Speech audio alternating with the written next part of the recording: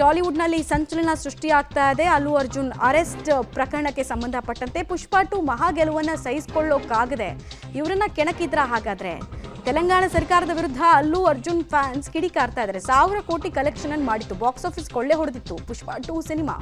Icon star ಬಂಧನ ನಾನಾ ರೀತಿಯ ಚರ್ಚೆಗಳಿಗೆ ಕಾರಣ ಆಗ್ತಾ ಇದೆ.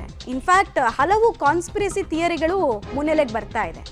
ಏನೇನು ಕಾನ್ಸ್ಪಿರಸಿ ಥಿಯರಿಗಳು ಅಂದರೆ, ಒಂದು, ತೆಲಂಗಾಣದ ಕಾಂಗ್ರೆಸ್ ಸರ್ಕಾರ ಇವರ ಮೇಲೆ ದ್ವೇಷದ ರಾಜಕಾರಣವನ್ನು ಮಾಡೋದಕ್ಕೆ ಹೋಯಿತು, ಈ ಕಾರಣಕ್ಕೋಸ್ಕರ ಆಯಿತು ಅಂತ. ಇನ್ನೊಂದು, ಅವರ ಫ್ಯಾಮಿಲಿ ಡಿಸ್ಪ್ಯೂಟ್ಗೆ ಸಂಬಂಧಪಟ್ಟಂತೆ ಕೂಡ ಅನೇಕ ಥಿಯರಿಗಳು ಕಾಣಿಸ್ತಾ ಇದೆ. ಪವನ್ ಕಲ್ಯಾಣ್ ಮತ್ತು ಇವರ ಸಂಬಂಧ, ಆಫ್ಕೋರ್ಸ್ ಅದು ಬೇರೆ ರಾಜ್ಯ, ಅವರು DCM ಆಗಿರೋದು ಬೇರೆ ರಾಜ್ಯ, ಆದರೂ ಅವರ ಪ್ರಭಾವವನ್ನು ಇಲ್ಲಿ ಬಳಸಿ ಏನೋ ಮಾಡಿದ್ರು ಅಂತೆಲ್ಲ ಹಲವು ಕಾನ್ಸ್ಪಿರಸಿ ಥಿಯರಿಗಳು. ಇನ್ನೊಂದು ಕಡೆಗೆ ಫ್ಯಾನ್ಸು ಭದ್ರತೆಯನ್ನು ಕೊಡೋಕೆ ಅವತ್ತಾಗದೇ ಇದ್ದಿದ್ದು ಪೊಲೀಸರಿಗೆ ಮತ್ತು ಆರ್ಗನೈಸ್ ಮಾಡಿದಂತಹ ಹೋಸ್ಟ್ಗಳಿಗೆ. ಸುಮ್ಮನೆ ಅಲ್ಲು ಅರ್ಜುನ್ ಅವರನ್ನ ಬಲಿಪಶು ಮಾಡಲಾಗಿದೆ ಅಂತೆಲ್ಲ ಆರೋಪ ಮಾಡಿದರು. ಡೀಟೇಲ್ಸ್ ಕೊಡ್ತಾರೆ ಪ್ರಕಾಶ್. ಇವರು ಅರೆಸ್ಟ್ ಆದಾಗ್ಲಿಂದ ಕೂಡ ಹಲವು ಕಾನ್ಸ್ಪಿರಸಿ ಥಿಯರಿಗಳನ್ನು ನಾವು ಕೇಳ್ತಾನೆ ಇದ್ವಿ.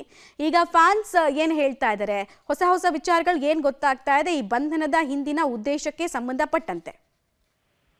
ನಿನ್ನೆ ಮಧ್ಯಾಹ್ನ 12 ಗಂಟೆ ಸುಮಾರಿಗೆ ಚಿಕ್ಕಡಪಲ್ಲಿ ಪೊಲೀಸರು ಇವರನ್ನ ಅರೆಸ್ಟ್ ಮಾಡ್ತಾರೆ. ಅರೆಸ್ಟ್ ಮಾಡಿದ ವಿಚಾರ ಫ್ಯಾನ್ಸ್ ಗಳಿಗೆ ಗೊತ್ತಾಗ್ತಾ ಇದ್ದ ಹಾಗೆ ಒಂದ್ ರೀತಿಯಲ್ಲಿ ಆಕ್ರೋಶಕ್ಕೂ ಕೂಡ ಒಳಗಾಗ್ತಾರೆ. ಈ ಘಟನೆಗೆ ಇವರಿಗೆ ಯಾವುದೇ ಸಂಬಂಧ ಇಲ್ಲ, ಈಗಾಗಲೇ ಥಿಯೇಟರ್ ಮಾಲೀಕರನ್ನ ವಶಕ್ಕೆ ಪಡೆಯಲಾಗಿದೆ, ಅದು ಕಾನೂನಾತ್ಮಕ ವಿಚಾರದಲ್ಲಿ ಸರಿ, ಆದ್ರೆ ಇವರನ್ನ ಬಂಧನ ಮಾಡೋದು ಸರಿಯಲ್ಲ ಅನ್ನುವಂತಹ ಒಂದಿಷ್ಟು ಆಕ್ರೋಶ ಅಸಮಾಧಾನಗಳು ಕೂಡ ವ್ಯಕ್ತವಾಗುತ್ತೆ. ಅಲ್ಲೆಲ್ಲಿ ರಸ್ತೆಗಳನ್ನ ತಡೆಯುವಂತದ್ದು ಕೂಡ ಆಗುತ್ತೆ.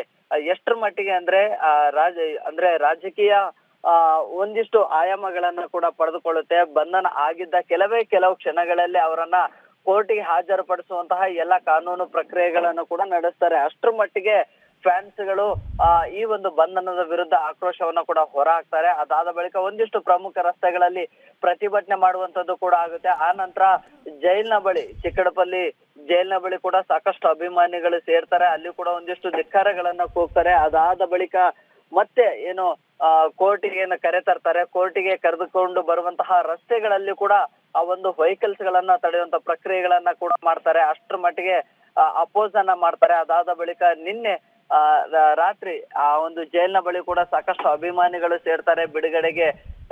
ಬಿಡುಗಡೆ ಮಾಡಿರೋದು ಸರಿಯಲ್ಲ, ಕೂಡ್ಲೆ